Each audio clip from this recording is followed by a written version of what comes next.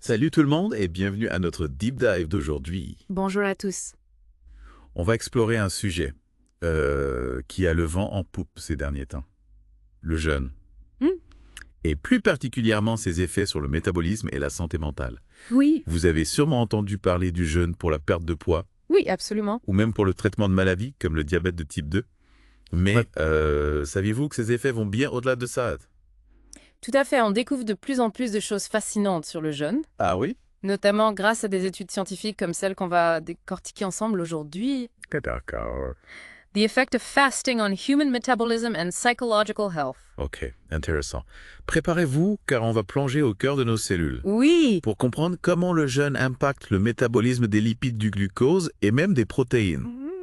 Et accrochez-vous bien, car on parlera aussi de ces effets parfois surprenants sur notre cerveau et nos émotions. absolument. On a souvent tendance à penser que le jeûne, c'est juste se priver de nourriture. Hein? Mais en réalité, c'est une expérience qui déclenche une cascade de réactions dans tout notre organisme. Commençons par le commencement. L'impact du jeûne sur le métabolisme des lipides. Oui. L'article mentionne des effets assez impressionnants sur le cholestérol, par exemple. Oui, des études montrent que le jeûne intermittent, pratiqué régulièrement sur plusieurs semaines, peut faire baisser le taux de LDL cholestérol, Le fameux mauvais cholestérol. exactement, celui qu'on appelle le mauvais cholestérol, et celui des triglycérides. D'accord. En plus de ça, on observe souvent une augmentation de la taille des particules de LDL, Ah bon? ce qui est une bonne chose car des particules plus grosses sont moins susceptibles de se déposer dans les artères et de causer des problèmes cardiovasculaires. Donc en gros, le jeûne pourrait nous aider à avoir un cœur plus sain. Oui, tout à fait. C'est plutôt encourageant. Mais comment ça marche concrètement? Comment le jeûne arrive-t-il à produire ses effets sur les lipides? En fait, le jeûne oblige notre corps à changer de stratégie énergétique. D'accord. Au lieu de puiser son énergie dans le glucose provenant des aliments, Oui. il se tourne vers les graisses stockées dans notre tissu adipeux. Ce processus s'appelle la lipolyse. On décompose les graisses pour produire de l'énergie. Donc on brûle littéralement nos réserves de graisse. Exactement. C'est un peu comme si on passait en mode économie d'énergie. Exactement. Et ce n'est pas tout. Le foie, en l'absence de glucose, se met à produire des cétones, Oui. qui sont des molécules énergétiques que le cerveau peut utiliser en remplacement du glucose. On appelle ça la cétogénèse. C'est fascinant. Notre corps est vraiment capable de s'adapter à des situations inhabituelles. Et en parlant d'adaptation, l'article mentionne aussi le tissu adipeux brun. Oui, De quoi s'agit-il? le tissu adipeux brun, contrairement au tissu adipeux blanc qui stocke l'énergie, est spécialisé dans la production de chaleur. Imaginez-le comme un petit radiateur interne qui brûle les graisses pour nous maintenir au chaud. Ah oui, j'avais entendu parler de ça. Bien. On dit que les bébés en ont beaucoup pour réguler leur température, mais quel est le lien avec le jeûne brun? Eh bien, le jeûne intermittent semble stimuler l'activité du tissu adipeux brun, D'accord. ce qui signifie qu'on brûle encore plus de graisse pour produire de la chaleur. C'est un double avantage pour le métabolisme. C'est incroyable. On dirait que le jeûne met notre corps en mode turbo pour brûler les graisses. Mais qu'en est-il du métabolisme du glucose post? J'imagine que le jeûne a aussi un impact important sur le sucre dans le sang. Absolument, l'impact du jeûne sur le glucose est un peu plus complexe. Oui. Cela dépend de plusieurs facteurs, comme la durée du jeûne et la sensibilité à l'insuline de chaque individu. Donc ce n'est pas aussi simple que pour les lipides. Exactement, dans certains cas, le jeûne peut effectivement améliorer la sensibilité à l'insuline, ce qui est une très bonne chose pour la prévention du diabète de type 2. Mais il faut faire attention, car chez certaines personnes, le jeûne peut entraîner une baisse trop importante du taux de sucre dans le sang, Ah oui. ce qui peut être dangereux. D'accord, donc il faut être prudent et bien s'informer avant de se lancer dans un jeûne. Mais en général, on peut dire que le jeûne a le potentiel d'améliorer la façon dont notre corps gère le sucre. Oui, c'est une piste prometteuse, mais il est important de se rappeler que chaque personne est différente. Oui. Et ce qui fonctionne pour l'un ne fonctionnera pas forcément pour l'autre. Et quid du métabolisme des protéines? On entend souvent dire que le jeûne fait fondre les muscles. Est-ce vrai? C'est une idée reçue assez répandue. Oui. Mais ce n'est pas tout à fait exact. Notre corps est bien fait.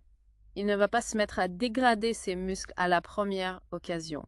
Pendant le jeûne, il va d'abord puiser dans ses réserves de graisse puis de glucose avant de s'attaquer aux protéines musculaires. Donc on peut dire que nos muscles sont relativement protégés pendant un jeûne thé. Oui, surtout si le jeûne n'est pas trop prolongé. Il est important de noter que le jeûne peut modifier la composition en acides aminés, les briques qui constituent les protéines. Mais cela ne signifie pas nécessairement une perte musculaire importante. Et au niveau hormonal, que se passe-t-il pendant un jeûne TS? J'imagine que ça chamboule un peu tout notre système endocrinien. Effectivement, le jeûne a un impact significatif sur nos hormones. Par exemple, on observe une diminution de niveau de noradrénaline, d'adrénaline et de dopamine, Ah oui. qui sont des neurotransmetteurs impliqués dans la réponse au stress. Donc on serait moins stressé pendant un jeûne T. C'est une possibilité, mais il faut nuancer. La diminution de ces neurotransmetteurs peut aussi entraîner une baisse d'énergie et de motivation chez certaines personnes. En revanche, on observe une augmentation des niveaux d'hormones de croissance et de glucagon. Et ça veut dire quoi concrètement? L'hormone de croissance joue un rôle dans la construction musculaire et la régénération des tissus, D'accord. tandis que le glucagon favorise la production de glucose par le foie, ce qui permet de maintenir un certain niveau d'énergie malgré l'absence de nourriture. C'est comme si notre corps mettait en place un système de secours pour nous aider à tenir le coup pendant le jeûne. Exactement. Et c'est ce qui rend le jeûne si fascinant. Il déclenche une multitude de réactions physiologiques qui visent à préserver notre équilibre et à nous adapter à des conditions difficiles. On a vu comment le jeûne agit sur notre métabolisme au niveau des lipides, du glucose et des protéines. Mais au-delà de ces mécanismes complexes, la vraie question c'est quels sont les effets concrets du jeûne sur notre santé? Exactement. C'est bien beau de parler de lipolyse et de cétone, mais ce qui nous intéresse vraiment, c'est de savoir si le jeûne peut nous aider à vivre mieux et plus longtemps. Eh bien, figurez-vous que la science commence à nous donner des réponses encourageantes. Oh oui. Prenons par exemple la perte de poids. On entend souvent dire que le jeûne intermittent est un outil efficace pour mincir. Est-ce que c'est vraiment prouvé? C'est vrai que c'est une affirmation qu'on entend partout, mais j'avoue que je suis toujours un peu sceptique. Qu'en disent les études scientifiques? Les études confirment effectivement que le jeûne intermittent peut entraîner une perte de poids significative, comparable à celle obtenue avec une restriction calorique classique. D'accord. L'avantage du jeûne intermittent, c'est qu'il est souvent plus facile à suivre sur le long terme, car on ne se prive pas en permanence. C'est intéressant. Donc, on peut maigrir sans avoir l'impression de faire un régime draconien. C'est l'idée. Le jeûne intermittent offre une certaine flexibilité, ce qui le rend plus facile à intégrer dans son quotidien. Mais attention, il ne s'agit pas d'une solution miracle. Bien sûr. Il est important d'adopter une alimentation équilibrée et de pratiquer une activité physique régulière pour maximiser les résultats. Bien sûr, il n'y a pas de raccourci en matière de santé. Mais au-delà de la perte de poids, quels sont les autres bienfaits potentiels du jeûne D? Le jeûne intermittent semble avoir un impact positif sur la sensibilité à l'insuline. Oui. On en a parlé tout à l'heure, l'insuline est une hormone essentielle qui permet au glucose d'entrer dans nos cellules pour fournir de l'énergie. Et si on devient résistant à l'insuline, ça peut mener au diabète de type 2, si je ne me trompe pas. Exactement. Le diabète de type 2 est une maladie chronique qui touche de plus en plus de personnes. Le jeûne intermittent, en améliorant la sensibilité à l'insuline, pourrait donc jouer un rôle préventif important. C'est une excellente nouvelle, R. Et en parlant de prévention, est-ce que le jeûne a un impact sur les maladies cardiovasculaires? Là aussi, les recherches suggèrent que le jeûne intermittent pourrait avoir un effet protecteur. On a vu qu'il contribue à améliorer le profil lipidique en diminuant le cholestérol LDL et les triglycérides. Donc on réduit le risque de voir nos artères se boucher. C'est bien ça.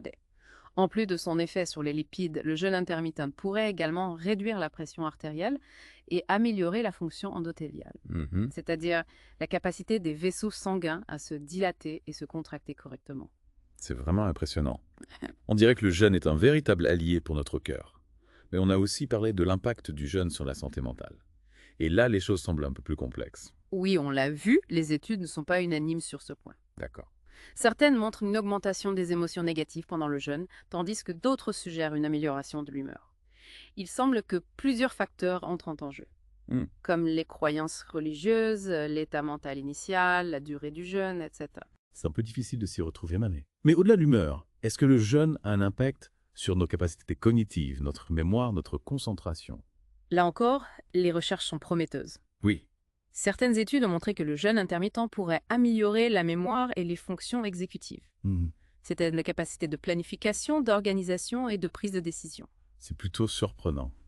On pourrait penser que le fait de se priver de nourriture affaiblirait le cerveau. En fait, il semblerait que le jeûne intermittent puisse stimuler la neuroplasticité, c'est-à-dire la capacité du cerveau à se modifier et s'adapter. Donc le jeûne permettrait à notre cerveau de rester jeune et performant. C'est une hypothèse intéressante. On pense que cet effet bénéfique est dû en partie à l'augmentation de la production de BDNF, un facteur de croissance des neurones dont on a déjà parlé. C'est vraiment fascinant. On découvre chaque jour de nouvelles choses sur le jeûne. Mais il faut rappeler que le jeûne n'est pas une solution miracle.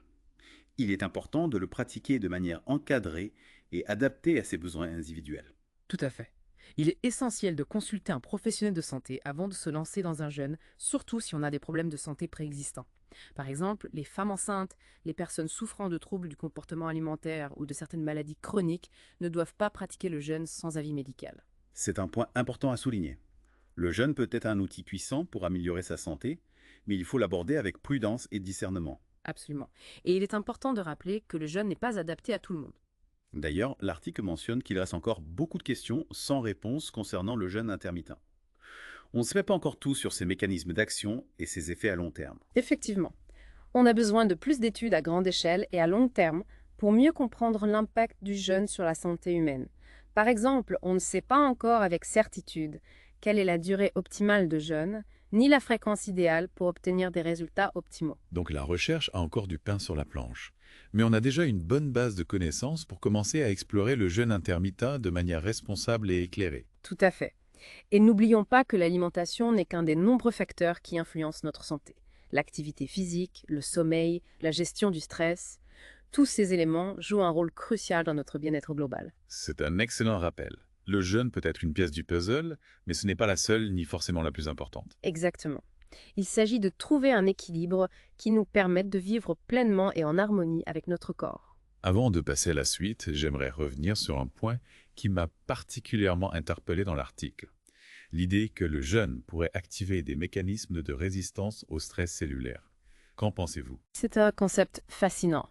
On a tendance à penser que le stress est toujours néfaste. Oui. Mais il semblerait qu'une certaine dose de stress bien gérée puisse être bénéfique pour l'organisme. D'accord. Le jeûne intermittent pourrait être une façon de stresser nos cellules de manière contrôlée.